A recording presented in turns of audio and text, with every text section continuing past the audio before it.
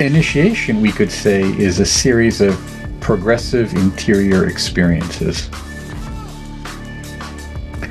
They're experiential. We experience them. Where? Interiorly, in our being, in our awareness, our consciousness. They affect our awareness, our mind, our self-concept, and that grows and expands. And they are progressive. They are leading us somewhere. They are not haphazard. We are not wandering around, wondering what to do next. We are guided by the hand, sometimes gently, sometimes forcibly, but we are guided in a direction we can trust. And with, hopefully, people we trust, even if it's just one person. And that opens us up more and more to our inner awareness, which then has a reciprocal force in our outer awareness. A feedback loop is developed. We begin to see and experience more and more in our daily life certain things related to that inner awareness. And sometimes we call that synchronicity, sometimes we call that intuition or clairvoyance or precognition, miraculous healings, transformations, and even transmutation.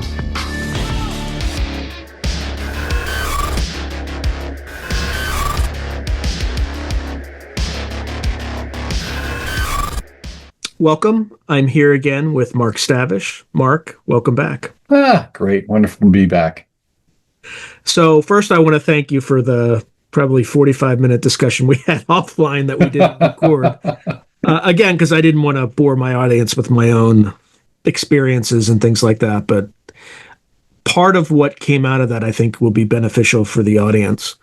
So in the last episode, we talked about how there was a ton of noise out there relative to signal in understanding this. So on the one hand, people have more access to materials that they can use to understand the unseen world than they ever have.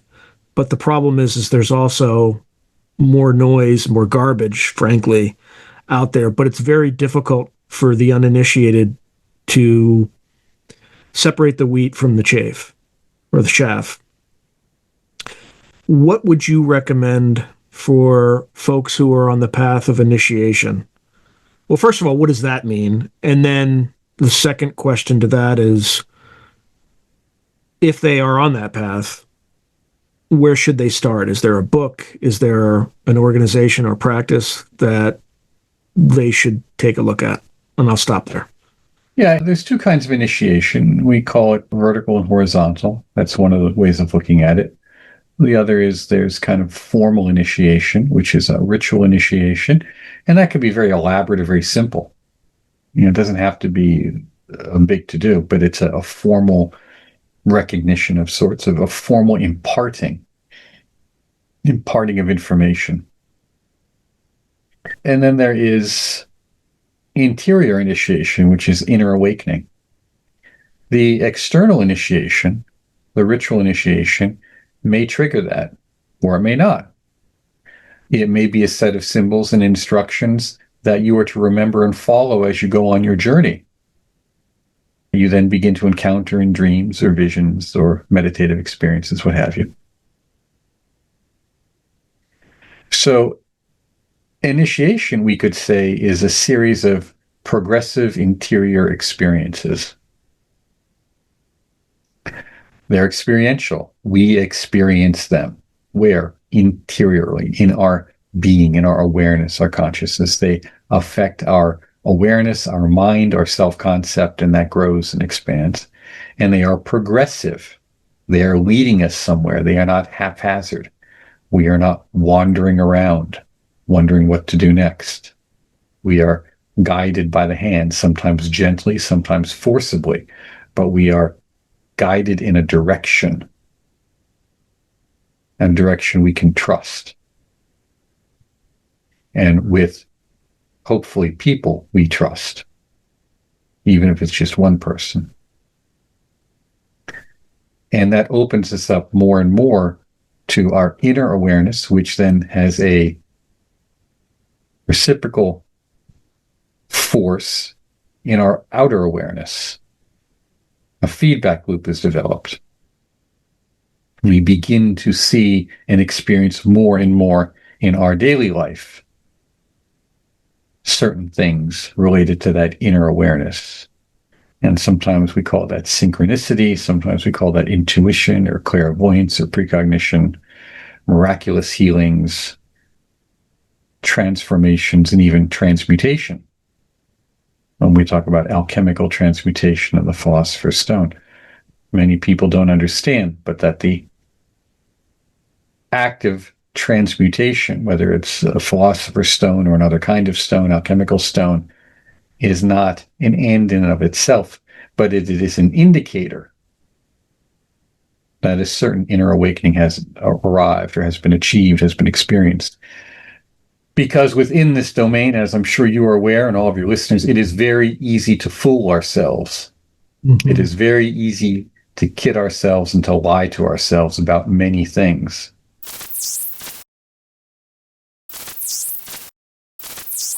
To advertise on Through a Glass Darkly, email throughaglassdarkly@gmail.com.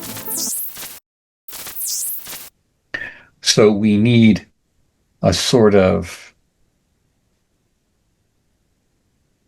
how is it put in the parapsychic research circles, a phenomena buddy, someone that keeps us from going off the edge, going, bonkers. And there's a very real possibility of that. I was talking to a friend of mine a few days ago, and we were joking. We were joking about the people we know. You may not think it's funny, but we joke about the people we know that have gone insane. And maybe not completely insane, but highly neurotic as a result of inner practice. And he'd say, how many people went on that, when you did that retreat, the 3-year retreat? I go, it was about 5%. Think of that, 5%. Think about that if you had battlefield casualties of 5%. Yeah, it would be a mess. Yeah. That's the reality of this work. So you have to approach it slowly, in an organized fashion, with someone or someones that you can trust. Not that you do trust, but you can trust. Trust but verify. Yeah. And that's very important. And that this is constantly leading you to trust yourself more and more. Because ultimately, this must arrive at a point of well-founded inner confidence. And a well-founded inner confidence links not to your sense of self in the world, but your sense of self, your being of self, that engulfs the world. And that is what we would say is the purpose of this work, of this path. And it is a very dynamic and a very, we'll say, aggressive path. You're really having to do things, and it's a very big, very large goals, if you will. But the question is, what else are you going to do with your time? You're going to be dead anyhow, so what are you going to do? So as I said earlier, any path that doesn't prepare you for death is the path that has limited value. It's not of no value, but limited value. So if students were interested in starting something, I'd say the best thing they could do is go to the Institute for Hermetic Studies. We're going to be launching our new website probably within a month, but it doesn't matter. They can still go to us on Teachable, and they can enroll in our 6-hour free course, Unfolding the Rose. And there'll be a great deal of information there that'll help them out. And 6 hours that's a fair amount of information. And then if they have questions after that, they can email us, and someone will respond to them as to how to proceed further through the coursework.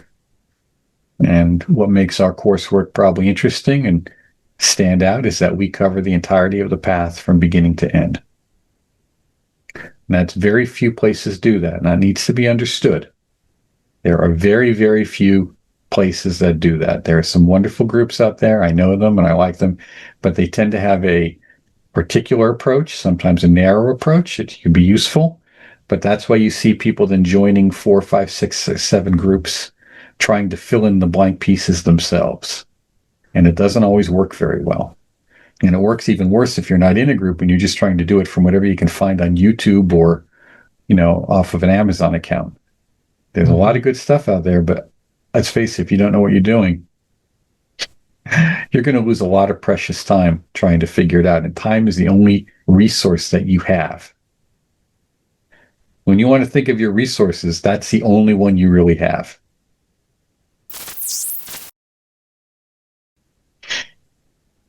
So don't waste it, and don't waste mine, because I'm here on this show using my time to be here by just kind of listening and then going off and saying, oh, that was nice. Go and listen to the coursework. It's free. You'll find that it will help you greatly in whatever decisions you then decide to do afterwards, what direction you decide to take.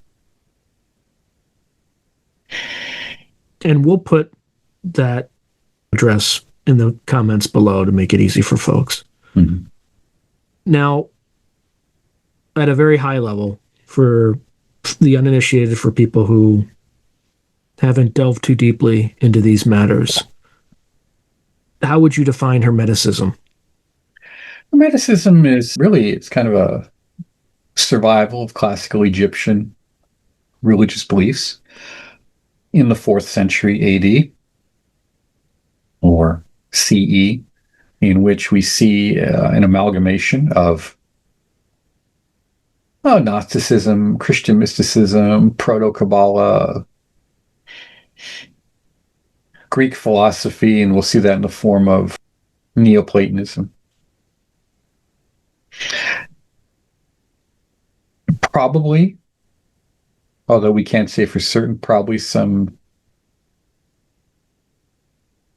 early Buddhist influences and Indian influences by way of the Silk Road, because we know that the Greco-Buddhist influence, through the Greek influence, we see the first anthropomorphic expression of Buddhist symbolism. And there are a lot of similarities between Neoplatonism and at least early Buddhism. So we have a great deal of information that comes together and is organic. I think that's the important part. It is syncretic, but it's also organized.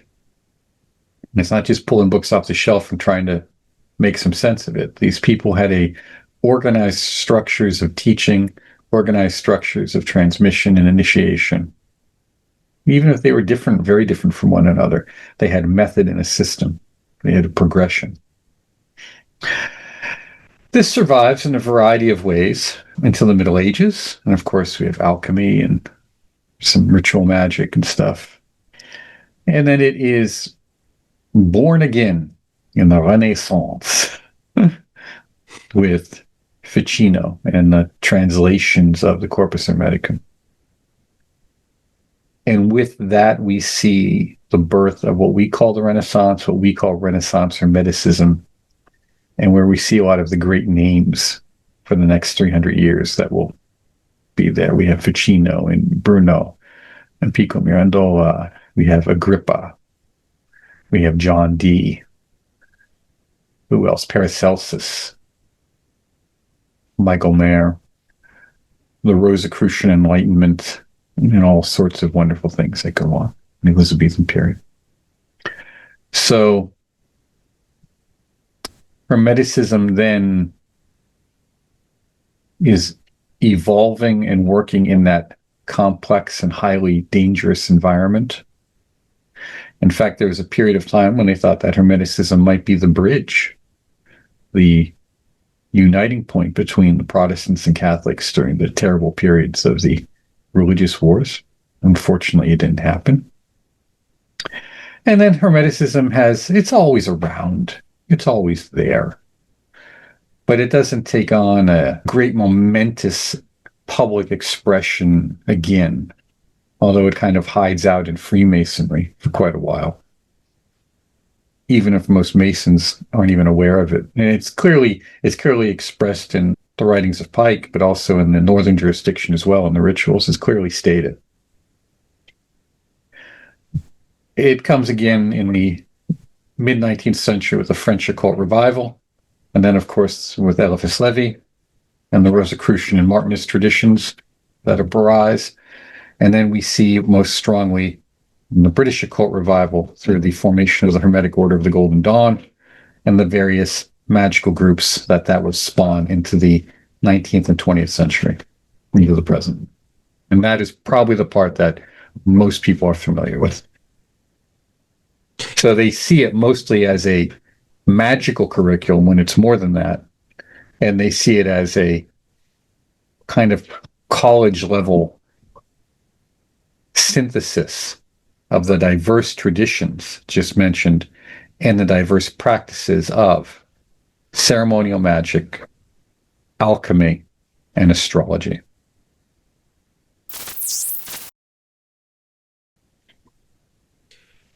Now, in terms of at least beginning to integrate some of the principles of Hermeticism into daily practice and at least beginning the path, how do you think about that, or how should people think about that? Well, the first thing you need to do is know what you're dealing with. You're dealing with the nature of your mind. So you need to develop discipline, but also you need to develop mental training that involves relaxation and concentration. And it's boring and it's difficult, but you have to do it. It's like push-ups. No one likes to, but you got to do it. It's like quieting your mind in a sense. Well, not just quieting your mind, but also beginning to understand the contents of it, what they are, how they get there, what their influences are, and how to then change those contents, manage it. We call that meditation or mindfulness training or something of that nature. But it's really basic learning, basic concentration is the most important thing. That way you're not distracted either in this world or the next. And then with basic concentration, you develop a notion of ethics. What are the roles of ethics in this practice?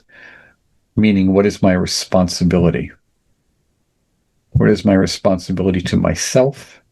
What is my responsibility to my family? What is my responsibility to my community, to my country, to the world, to the invisible beings of the dimensions? What is my responsibility to my spiritual teachers and traditions?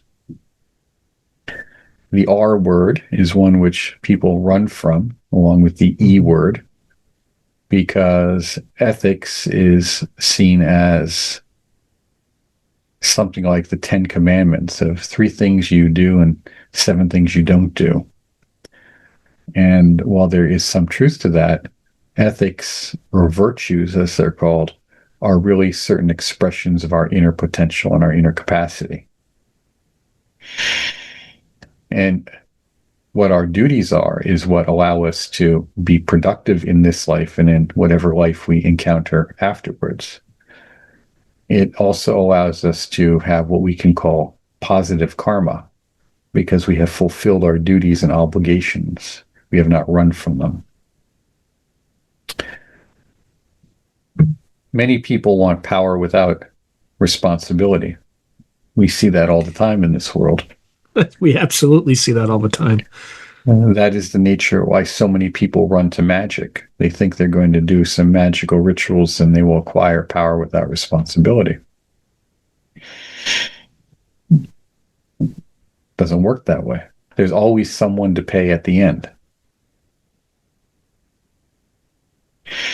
So with that, under practices, you have the obligation to ask yourself when getting teachings, where does this teaching come from?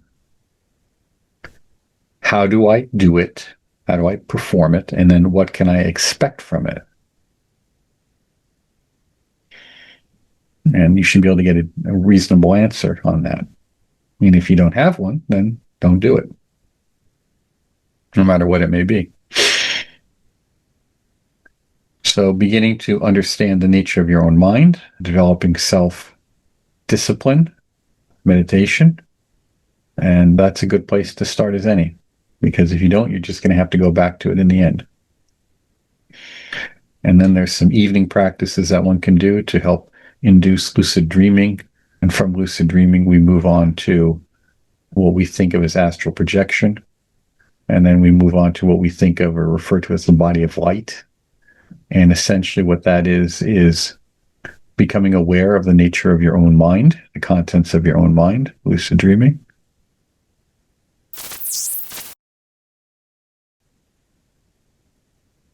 Becoming aware of the potentiality of taking that wakened state and connecting it to other dimensions of awareness, both within and outside of yourself, so in a subjective and objective manner as well. And then finally, when we refer to the body of light, we refer to the nature of what we could call a experience of an objective spiritual reality.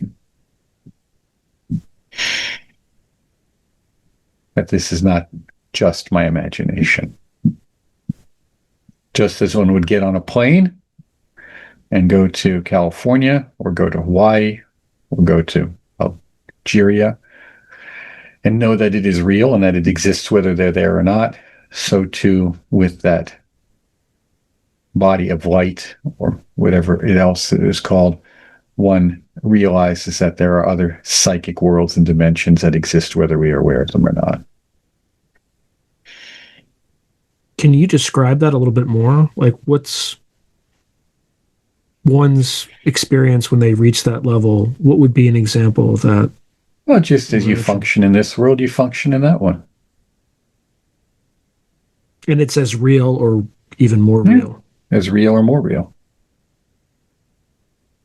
And you've all had a glimpse of that in a dream, in a lucid dream somewhere, where you thought the dream was real.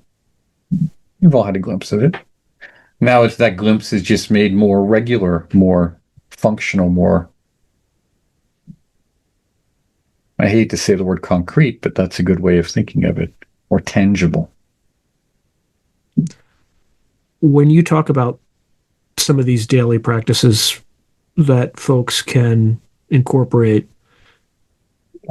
to have more lucid dreams and to start that path, what are some examples of those daily practices or rituals? That basically led me right to the next question. But well, they're in our coursework too, and I think we have some comments on them in Unfolding the Rose. I'm pretty sure some are there. And there's some in, of course, our course Sanctus, Spirituality and Daily Life. And there's, of course, the Between the Gates and commentaries we have on that. But probably the easiest thing to think of it as in the beginning is you have to want it. You have to conceptualize this notion that you are going to sleep and you will sleep and you will dream and that you'll become aware of your dreams. And you're going to notice that it's cyclic. Like most people tend to notice that it's easier right before and during a full moon. It tends to be a little harder at other times. So you have to learn to pay attention and take some notes. Well, that would literally explain the last few nights for me. Lots of dreams because I'll wake up periodically in the middle of the night, but each time I do, then there'll be like 3 dreams last night as an example, but I'm on kind of the backside of the harvest supermoon, which is kind of interesting that you say that because my personal experience corroborates it exactly. Anyway, I didn't mean to interrupt. I just wanted to put that in. All right.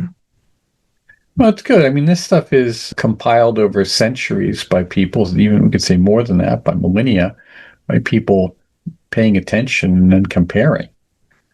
And it's not simply an individual's personal revelation. I mean, it may start that way, but good systems then have other sources of information. They have other people who say, well, that worked. This worked this way for me, a little bit that way. Then you begin to see maybe some of the subtleties. Because if you're told it's too concrete, it's this, or this, it's probably not. And you don't, again, we talked earlier about the tension of the guitar string. If it's too tight or too loose, it doesn't work. You have a system that's just right. Otherwise, you're not going to be able to produce a note. Now, in terms of these daily rituals, well, let's just talk about ritual and the importance of ritual. Why and how? Rituals can be very subtle and very simple, all the way to the more complex. And there are practices that are completely non-ritualistic at all. Everything is done in the interior. But in the beginning, ritual is very important because it gives us a discipline and helps us focus our mind. And with our mind, our bodies, and emotions, we bring thought, word, and deed into a harmony, into a congruity, as they say in NLP. And that congruity helps us to focus and achieve certain realizations, whatever they may be, based on where we're at and what we're working on. Ritual helps us approach the mind, and the mind as a gateway to helping us to release the strength, the grip of the notion that the physical world is fixed and concrete, and begin to bridge that subtle dimension of what we'll call the subtlety of the etheric realm or early astral realm. So we can begin to perceive what is in the invisible around us and within us, more importantly within us, but around us as well. Ritual helps us to bring a kind of language of symbolism into a dynamic action, into a play, where it's not stagnant and simply before us in a picture or a statue, but it brings it alive within our psyche, within our mind, our soul, but also within the environment we're in.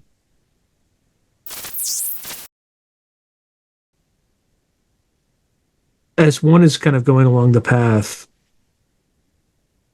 particularly in the modern world, even if they're not on the path in the modern world, what sort of hygiene or psychic defense can people engage in order to separate the wheat from the chaff, as well as protect themselves from all these mimetic assaults, let's call it, on their psyche?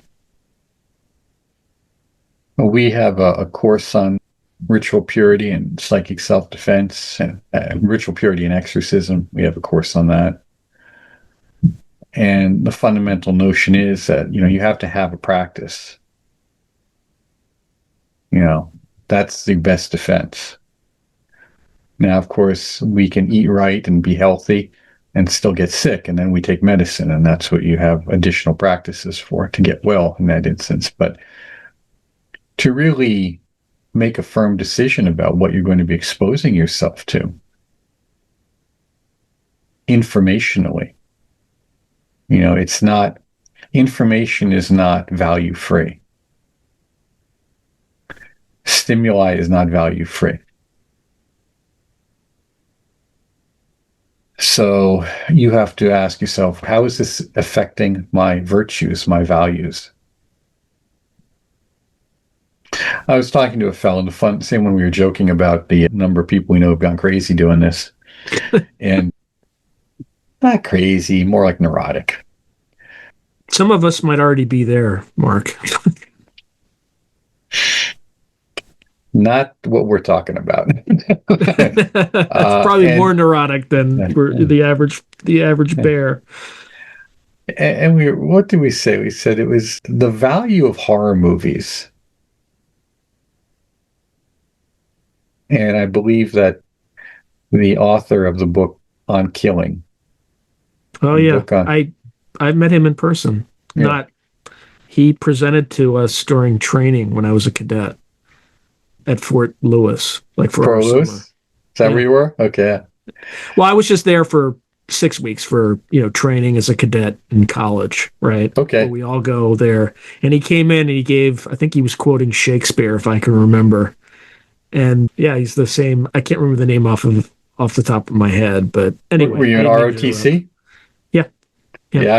I had a lot of armored ROTC guys when I was adjuncting at the university. He said, and it's interesting that he points it out, the value of the horror movie was that it allows you to, see, disturbing and violent, we'll even say evil situations, and overcome them.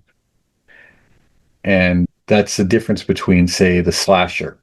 And that's what my friend and I were talking about, is that when you watch a horror movie, even if, like, whether it's The Exorcist or Hammer Horror or any of that, there is a value structure at work. even if it's unconscious. Whereas in the slasher movie, there's no value structure at work. There's homicidal violence. It's unpredictable. And that you as an individual are helpless against it. There is essentially, you have been abandoned. There is no good in the world. God is absent, or good is absent, whatever. Take your pick. And that's really an important point, because when we look at a lot of the media, we are constantly being told how helpless we are. And to some degree, that may be true. That there's certain things you can't impact or affect, but there are many things which you can. And that's what that spirituality and esotericism starts with. What can I do here? What is my role here? What is my responsibility here? Yes, there are some very difficult and terrible things going on in the world. I get it. I'm not ignorant of it. The question is, what can I do about it? Most people say nothing. No, what can you do about it? Where can you control start? How you react to it. Even if you have no control, you can control your reaction to it. And then from that, what can you do? And then from that, what can you do? And then from that. And that's how life really works. And that's what esotericism helps us do. It helps us, if we're doing that, pay attention to what it is we can really do. And helps us to understand our proper relationship to ourselves and to others. And that can be a problem too, because if you have strong ideals or idealism, you may not find that your proper relationship is one that you like.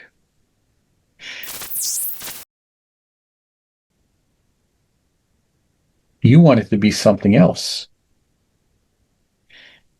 You want to do things, or you want the world in a way that it simply cannot be. Because there's whatever it is, so many billion other people who have their view too.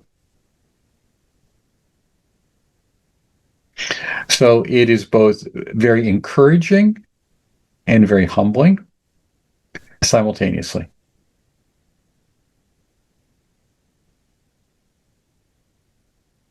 It's almost as if each person is unique and has a tremendous capacity for change. And at the other hand, simultaneously, you take one person on one planet amongst trillions of stars, that there's some meaninglessness as well. It's almost kind of simultaneously you have these two notions in your head. Is that kind of abbreviated way of looking at it? Yeah, you become you learn to be comfortable with holding opposite views simultaneously. You become comfortable with ambiguity. And that's where I find most people are really harming themselves and others when it comes to media and media input, media consumption, is they're not comfortable with ambiguity. And they want answers. And the answers you get in a 30-second soundbite are going to be very simplistic answers. They're not going to be well evolved. They're not going to be well developed. And with that, you then end up, or worse yet, a meme. You end up just with thinking or feeling like you know something. And it covers up the feelings of fear, which is the real feeling. I don't know anything and it makes me afraid. It's better to deal with that. And then, of course, you get this feeling, oh, I know what's going on, or I haven't. You don't know. Mark, the more I learn and interview people in this broad range of topics, the less I realize I know what the hell's going on.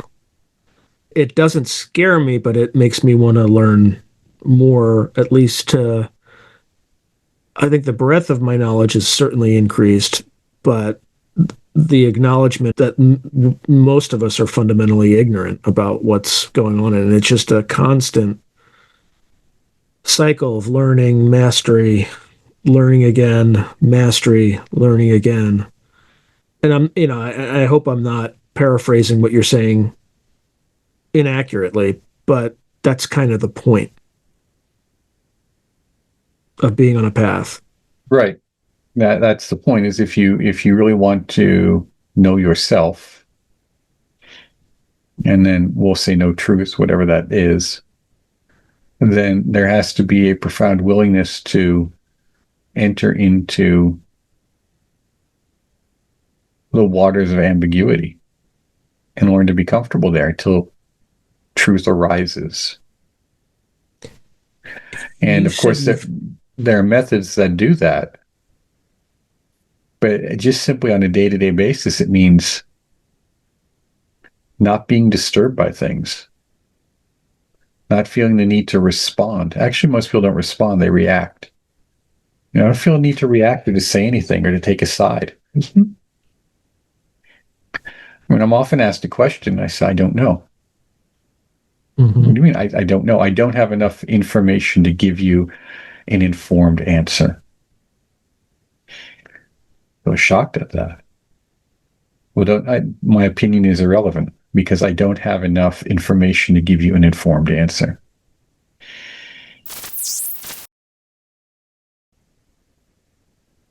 Yeah, I think that definitely works well in interaction with people in a business environment.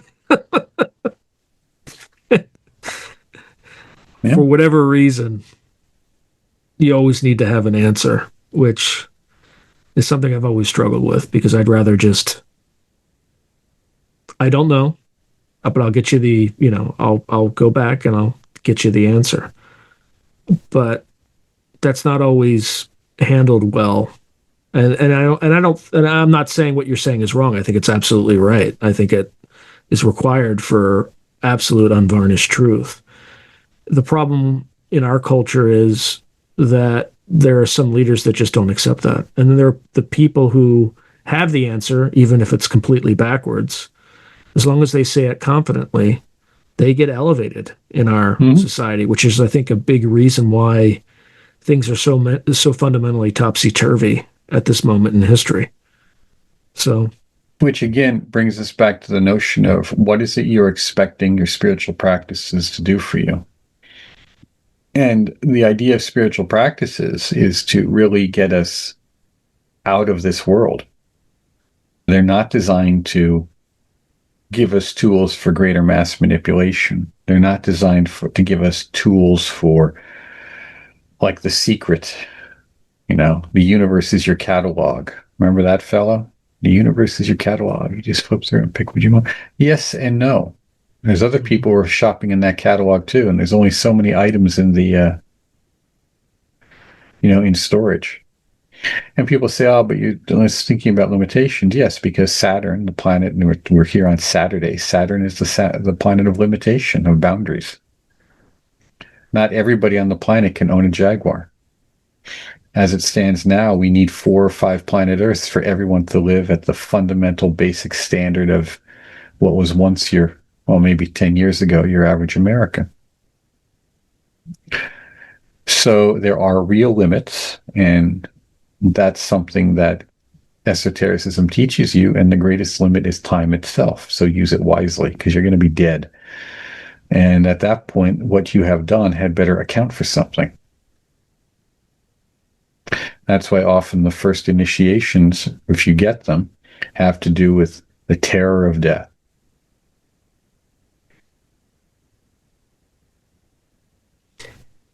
Now, you said earlier that roughly 5% of people that you've interacted with who've kind of gone down this path have either gone crazy or are highly neurotic. Define that, as you will. For me, the number's a little lower because he was talking about a retreat situation, a closed environment. But I'd say probably 3. Mine was more like 3. Because you're involved in work and people, it brings up inside of you some very, very good qualities, some wonderful potentiality. And it also brings up stuff that you'd rather sit on and avoid and ignore. And one of the greatest things, the single greatest thing that I can say, point to each and every one of them. And so did my friend. He said the same thing about what he noticed in retreat. an unwillingness to follow the directions. Oh, I know better. I know better. I can do this better. Oh, no.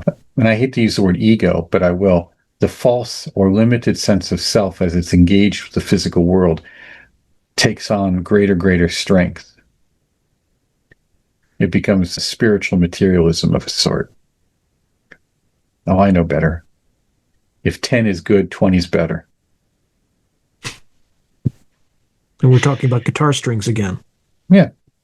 Of anything, whatever the practice is. I'm told to do this for 30 minutes a day, I'll do it for 60. I'm told to do this breathing for a count of 10, I'll do it for a count of 20.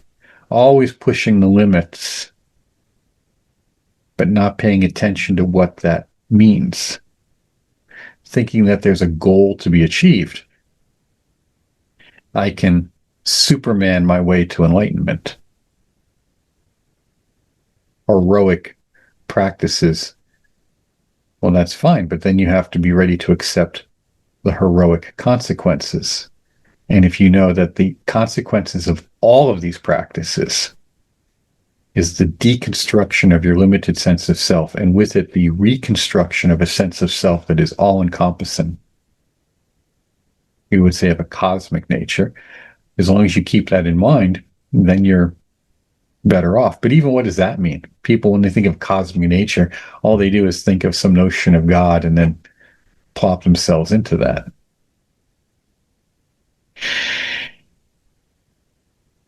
So you have to have a slow and steady wins the race.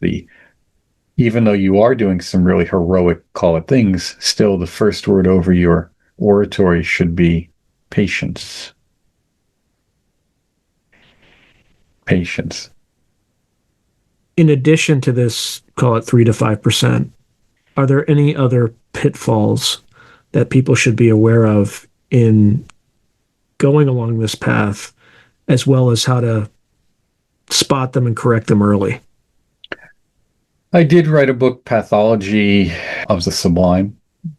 We have a course on that too, Pathology of the Sublime. That's really very important to pay attention to. And with that, our monograph on poltergeist, obsession, and possession, because they're related. Particularly now, as you see a lot of people talking in the popular media, whether it be Tucker Carlson or others, about demons and demonology. Although they give a very comic book-like understanding of the topic, it's still, we see more and more of it within popular media. Therefore, you're going to see more and more of it in reality. So I would say read those books or take those courses so that you can recognize what's happening. And again, have a phenomena buddy. That's why doing this on your own is very difficult. You need to have a good teacher and good fellow practitioners to help keep you stable and on the path. That's why we have our practice sessions with questions and answers twice a month, so that people who want to do it can at least have access to other people who are doing things, and they can get questions answered. But you're not going to get that. I mean, you go to the store and you buy the book of the month. I mean, all you get is, as my one friend said, $15.95 is for the price of the book. It doesn't give you unlimited access to the author. Mm-hmm. And this is where things have to be taken into consideration too. This isn't just about you.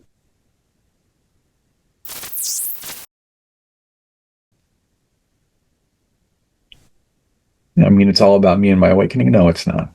I could care less. God cares less.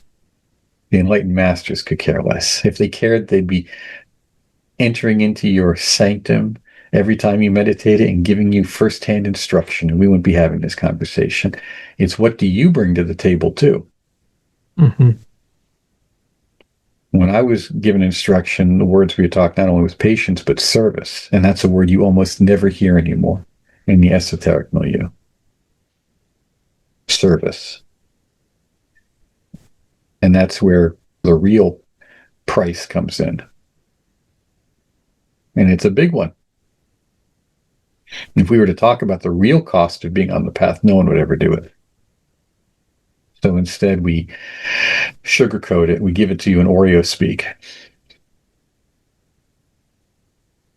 But then that's the difference between kind of sort of being on a path, just looking around, just seeing what's of interest, and that's fine. Everyone does it.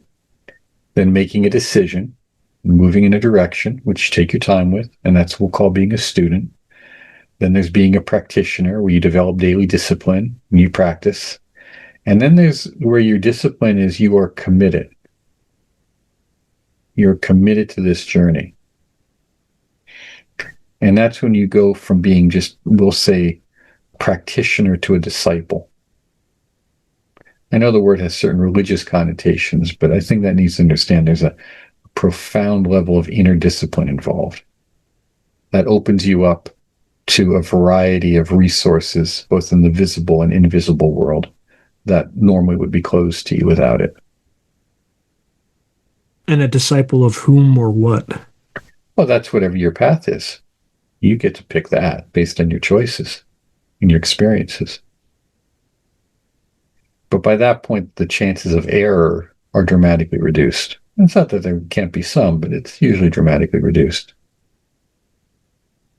But even then, we have to keep in mind the notion about alchemy, and this is what people forget. Now, when Tibet was destroyed by the communists, we saw the exodus of many lamas and their families, many who died in the trek on the journey, people I know. And we see Dudjom Rinpoche was once asked why he gives these empowerments to so many people publicly, and he said, well, it's self-protected. If you don't understand it or don't practice it, doesn't matter. It'll never be realized for you. Its potentiality will never be realized. But remember, that was within a culture and a framework where there was a great deal of support, too. So when we look at, say that about Western esotericism, it kind of falls apart quickly because, sure, maybe it is self-protected, but even within the domain of alchemy, we see references, particularly in the 30s with Fulcanelli and the stories around Fulcanelli, that there are aspects of alchemy that, if understood, could unleash a tremendous amount of problems, particularly around nuclear energy. So when we say protection, it's protection from abuse. We don't even always know what that means. Fortunately, we do have a certain degree of inner protection, but we can override that if we're stupid enough or adamant enough. And people can go very far on the path. We even see Jesus, right? The story of Jesus, where even after 40 days in the desert, he's tempted. What are you going to do this for? Don't do this. I'll give you the entire world. It'll be your whole kingdom, everything, anything you want. Anything and everything. The temptations didn't end. We're told he turned water into wine and could walk on water. Even raised the dead, and yet temptation comes to him in the garden. So it's subtler and subtler and subtler, and that's the point. So the path is just that. It is one of intense personal refinement, and not for yourself alone. Speaking of not for yourself alone, two interrelated questions. Is it ever too late to start the path? So if someone is kind of in midlife, things like that, that's kind of question one. Question two, what are the risks and or benefits to someone who begins this path who has a family? It's never too late. And all you have to do is manage your practice within accordance of your duties. And have someone who can help you do that. I mean, one of the problems is people go off to do a variety of practices, maybe, and I'm thinking here particularly Tibetan Vajrayana ones. And, that can be fine, but, having monks who never have had to, or at least aren't cooking meals on a day-to-day basis for themselves or doing their own laundry, give you advice on how to manage your day-to-day life when they're sitting on several $1,000,000 worth of real estate. I mean, that can be fine, and it can be true, but there's a certain credibility gap. Mm-hmm. So you have to look at who you're involved with, and do you trust them, and can you trust them? Are they reliable? And what kind of advice? Because you may want to do certain practices that you can't do it every day. Doesn't matter. Doesn't matter. Do it once a week. Do it once a month. Do it once a year for a period of time. And then do these others in the meantime. So you have to know what you're going to get out of these practices. They're all aiming theoretically, at least the ones I'm referring to, are all theoretically aiming at the same point of inner realization. So all you have to do is do those ones that you have the capacity to do based on time and personal ability. That's all. Don't look at the other guy and think, oh, he does 3 hours of ritual work a day. Yeah, so what? How's his life? Yeah, in the military, we had a standard, or it's not a standard, we had a saying, train to standard, not to time. And there's a reason for that, at least on a practical basis. And usually, though, it translated into more time than just time. But, there are situations where sometimes you shouldn't pound your head against the wall when you kind of have passed a step. Going back to risk, in terms of discernment and selecting the right mentor, teacher, etc., sometimes the chemistry is just not there for whatever reason. Other times, how does one prevent getting involved with somebody who might have ulterior motives and not your best interests at heart in terms of training? How does one discern that? And you don't. Some signs. I mean, it's hard to, because each person is different. Remember, as I said earlier, the manipulation of your goodwill is often what you see in the largest cults, like in religious and political movements. But, manipulation of your kind of desires, a kind of petty endorsement of your aspirations for greatness or approval. But the person that's being done to, they're going to fall for that anyhow. You can't warn them. It's like trying to tell, a teenage daughter not to go out with some guy. Oh, that's it. They're gone. Forget it. You just told them not to. Mm-hmm. So you have to be willing to understand that some people are going to experience some really terrible situations, and they brought it on themselves because they weren't willing to listen or because of the naivete. That's life. And if you say it sounds like you're blaming the victim, no. There's what's called predator and prey. And if you're not willing to understand that there's predators and prey in this world and in the invisible world, there's nothing I or anyone else can do for you. And then you ask yourself, what do I do that makes myself open to being prey, whether in the metaphysical dimensions or in the physical dimensions? And that's part of self-awareness. And you can't give that to anyone. You can encourage it and you can discuss it, but I mean, there's loads of books on. It's like people would write to me and say, oh, I read your book, Egregores, and I finally understood what was happening. But that's it. They only understood after the fact. Wisdom comes after the fact. That's another part that is hard for people to really wrap their hands around, because they want to see wisdom as a preventative measure. No, wisdom is actually hard won after the fact. And then in the future what to do or not do again. So this notion of saving others from harm, this messianic notion, you can help but not save. There's a big difference.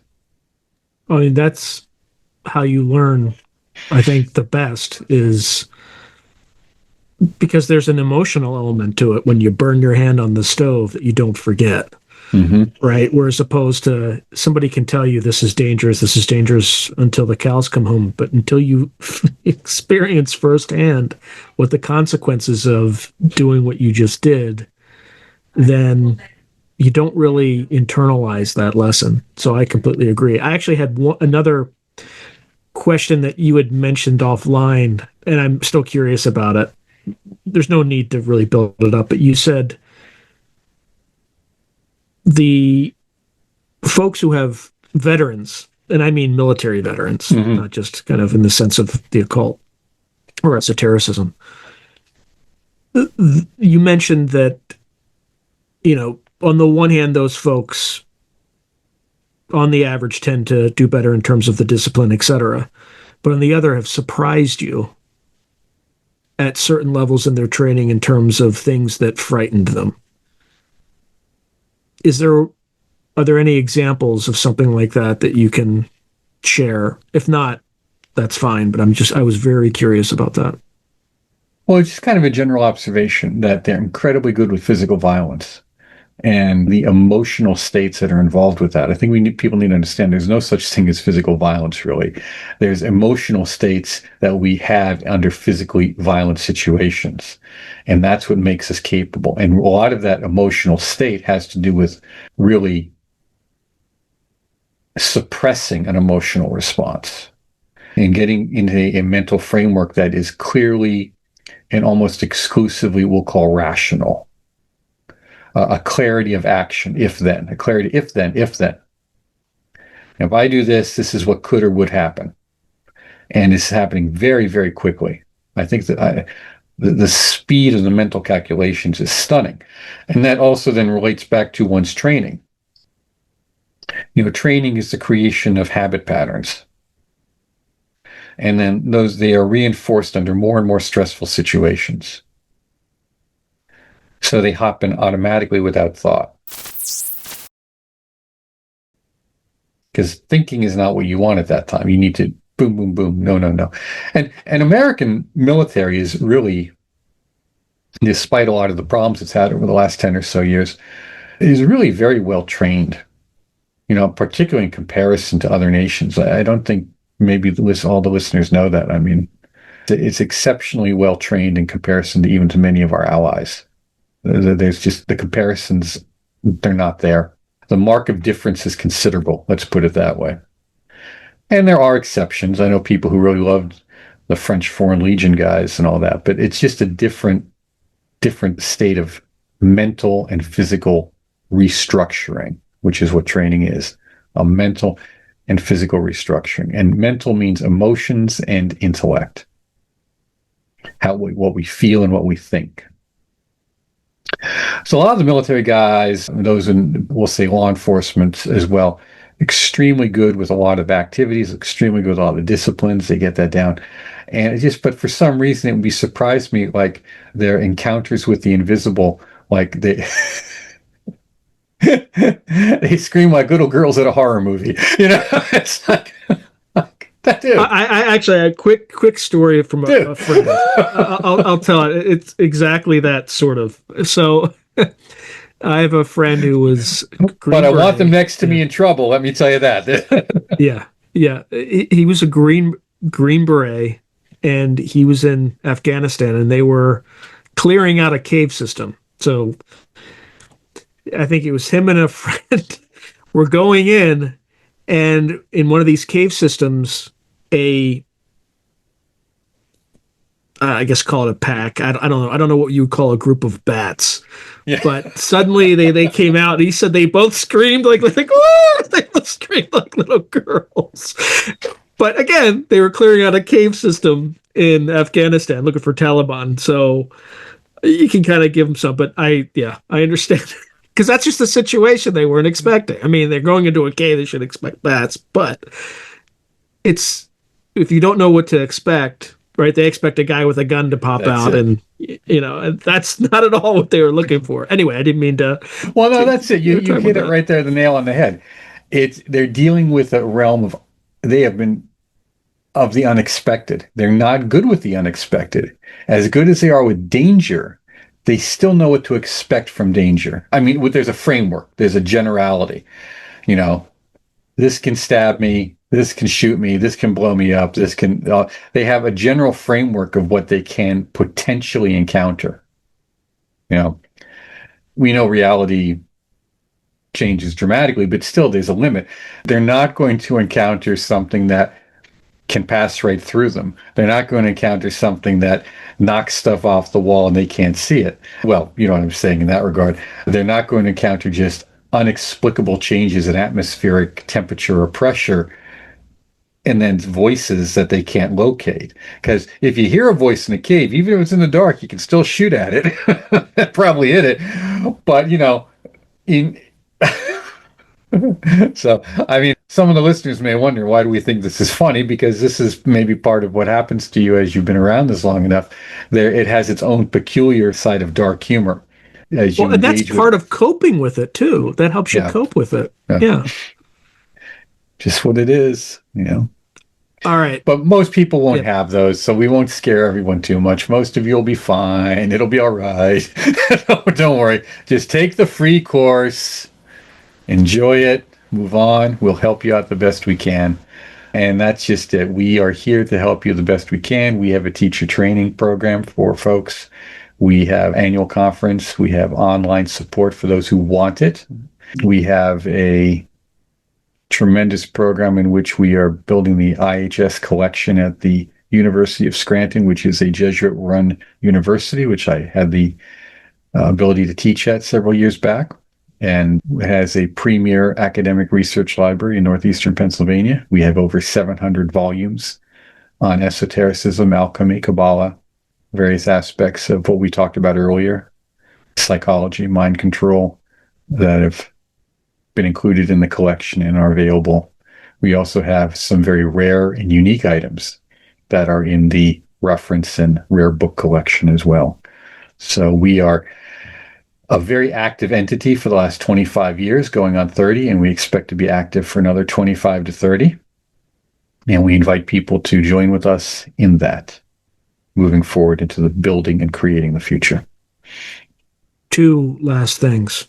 So, number one, if you were to have the audience read any one of your mini books, which book would that be? And then number two, any final words for the audience? I think it's difficult to answer that because it depends on what they're interested in. If they like Kabbalah, I'd say Kabbalah for Health and Wellness. I think if they're interested in, I think everyone should read my book on Freemasonry because it's about more than Freemasonry. It's about many of the things we talked about earlier on the 7 liberal arts and sciences, the path of Freemasonry. I think that's a good one for everyone. I really do. However, I would hope that everyone would read egregores. And then any final words for the audience?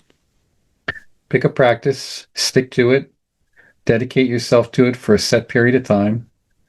Check to see if you want to continue on it, but develop your mind, develop your mental potentiality, your ability to concentrate, first and foremost. Develop your confidence in yourself and your abilities. Pick practices that help those, and pick your teachers, the teachings, and the household of the faithful, your community of practitioners, carefully and wisely. But pick them. You have to pick them. So pick them wisely. Mark, it was an absolute pleasure. Thank you for being so generous with your time, because as you mentioned, time is all we really have. So folks can find out more about the Institute below in the links. Highly encourage people to check it out. And people can make donation too, right? You should give you a chance to talk about that. That's correct. And we really, they're free to give us a donation. What we'd really like you to do is donate to the IHS fund so that we can build that collection. Right now, we've got a little over 700 volumes. Volumes do have to be bought, They're not, and we don't always pay full price, but we have to find them from somewhere. They have to be shipped. They have to be taken care of. And that's how those research libraries occur. Very rarely are they just a donation of someone says we're donating things. And even then, it's tricky. We are a nonprofit, so people can get their tax, the donation for their taxes on it, a write-off. If they have something very special they would like to donate, they should contact us with a description and photographs first to make sure that it is viable for the collection. Again, this is a research library. We went through tremendous discussions to get in there. It was not a simple matter, and we're quite pleased that they can handle rare books. That makes it very special for us and for the things which we're giving them, okay, and providing for it. So we would like people to support that collection more than anything else. And we have a GoFundMe campaign for that. We'll send you the link. Yeah, I'll put the link below. All right, Mark, an absolute pleasure. And I hope at some point we can talk to you again once the collective group, including myself, gets a little bit further along the path to make use of your vast knowledge. So I appreciate you. Thank you. Thank you very much. If you enjoyed today's video, please hit like and subscribe, and also hit the notification button so you can be notified whenever I post new content. Thank you. Now, if you're enjoying the channel and you want to support it, there are several things you can do. In fact, there are 5 things you can do. The first thing you can do is just buy my books. I got plenty of books out in the market right now, and I would prefer that folks buy a book rather than giving me direct support, because they get something out of it. They get a real tangible product. The second way you can support me is by becoming a member on YouTube or becoming a patron on Patreon. And just go to either site and it'll explain everything.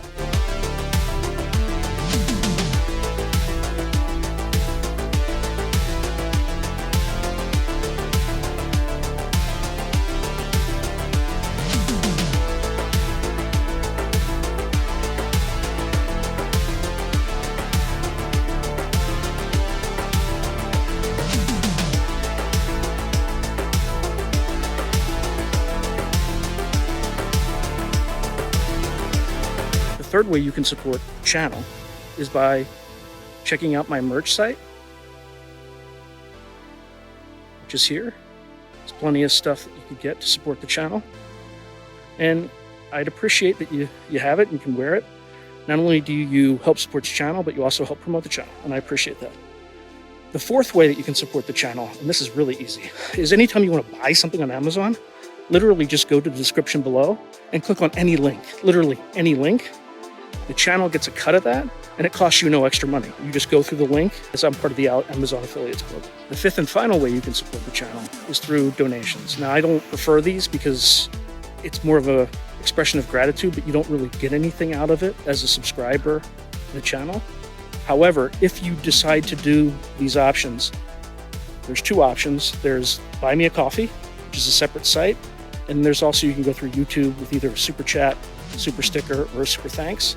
Again, I prefer Buy Me a Coffee because that organization takes less money than Amazon does. But either way, I appreciate any support you are willing to give the channel. So thank you very much, and keep watching. I really appreciate it.